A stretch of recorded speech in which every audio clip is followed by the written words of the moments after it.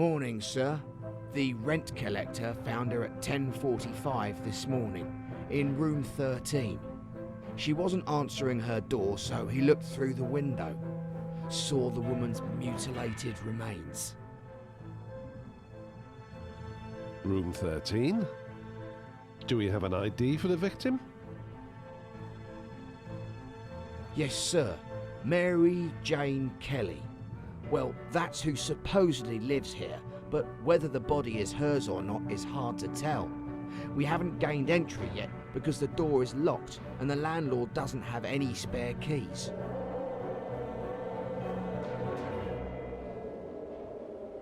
Mary Kelly. Goodness me. So she was involved in this whole thing after all. Is this all down to that blackmail letter? But why would anyone go to such extremes over a simple blackmail plot? Maybe I can find answers inside Mary Kelly's room.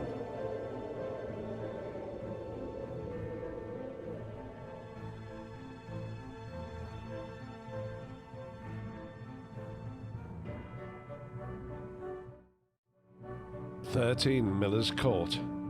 Emma de Ville said it would all end at 13. I must find out what happened here. The body is inside that room."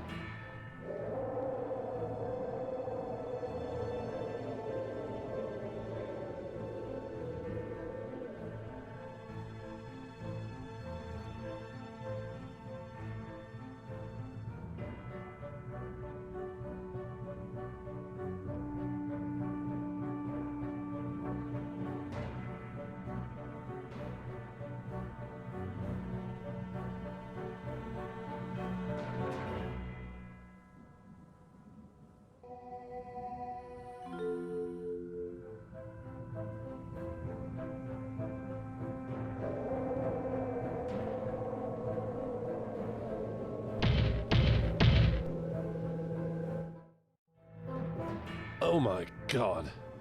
I've never seen anything like this before. There's no way to identify her. The body has been so badly ripped apart. The Ripper has surely gone insane, as only a madman could perform such mutilations on a young woman.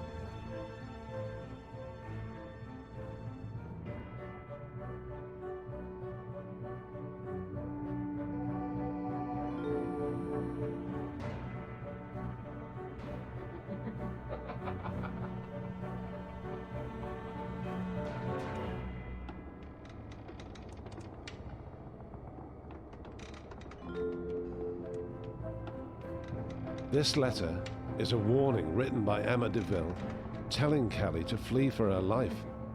Obviously, she never got it. Perhaps I should have listened to Emma after all. Everything she said would happen has come true. Time to pay Miss de Ville a visit, I think, to see if she knows more than she's letting on. The door appears to be open, but looks like no one's home. I wonder if everything's okay.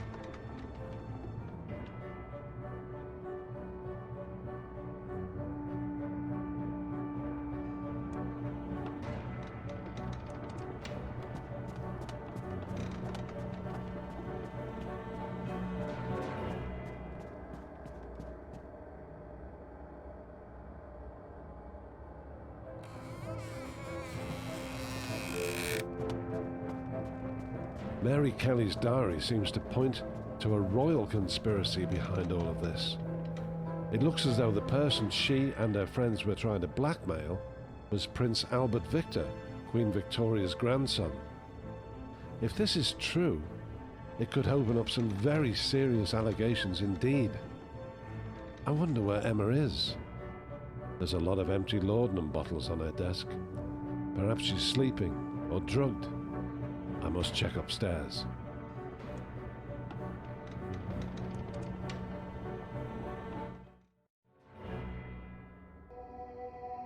She's drugged, and there's no way I'll be able to wake her up.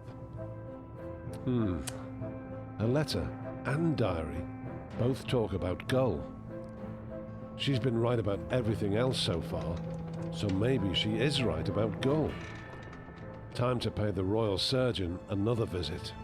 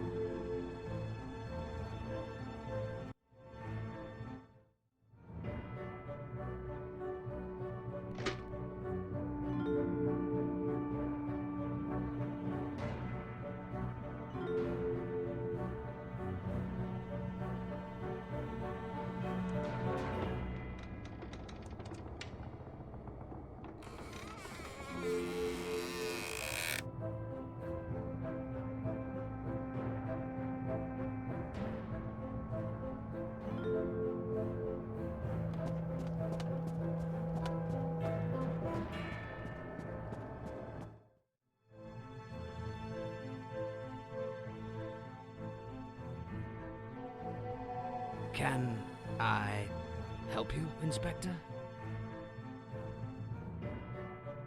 Dr. Gull, would you care to explain why you have a book of black magic rituals and a list of 6 dead women in your safe? Surely that is obvious, my dear Inspector Abberline. I killed them, of course. But I'm working for a much higher authority than you, Inspector. I've done this for the good of Queen and country, removing the disease from a festering society. Oh, and Inspector, what power I have achieved, what greatness and wonder I have seen. You perform these atrocities in the name of the Queen, our gracious Queen. You are a madman, a sick, depraved monster. I will have you pay for what you've done. Don't be so sure, Inspector. I think you overestimate your lowly power. I'm like a god which you cannot touch. I'm above your feeble laws and have risen to greatness. There's nothing you can do to stop me. Leave now, Inspector. You've already broken into my premises, and I could have your badge withdrawn for such actions. You really do not seem to realize who and what you are dealing with. Drat. Gull is a godforsaken lunatic. He's stark raving mad. He admitted to the murders. He was even proud of his work. But he's right. I can't touch him. Not a man of his status. Not without the proper authorities behind me. I must go to Scotland Yard, where only the Commissioner might possibly have the power to bring down this lunatic.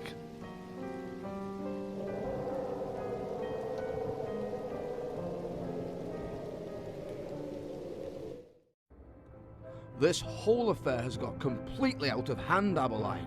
You are ordered to cease any investigations into Sir William Gull immediately. Sir, this is an outrage. I have Gull totally tied down. All the evidence points to him being Jack the Ripper.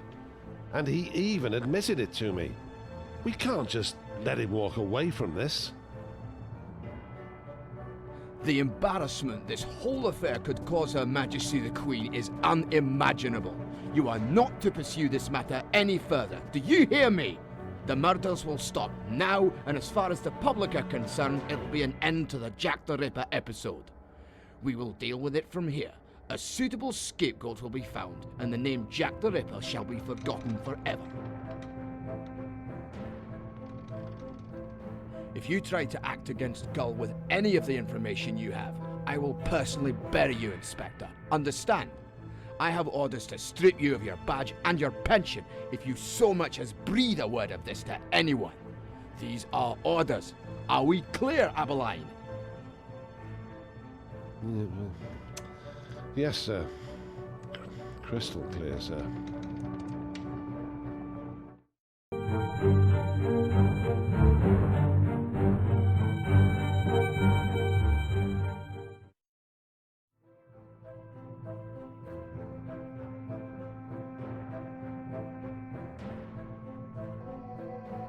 So, Emma, is this how it all ends? The old monster Gull dies and gets remembered as a great physician, and the identity of Jack the Ripper remains an enigma forever. Where's the justice? Yes, I'm afraid it would appear that way, Inspector. Although I just can't shake off this bad feeling I have about Gull's death. Something about it just doesn't seem right. The puzzle just isn't complete. Oh, by the way, please call me Fred. Incidentally, it seems strange that Gull's death certificate was signed by his son-in-law and no other doctor was present. Says he died of a stroke, and here we are witnessing his funeral, seeing the abhorrent monster finally laid to rest. Of course, you are correct, Fred, but it still will be a long, long time before I rest peacefully at night. You and me both, Emma. You and me both.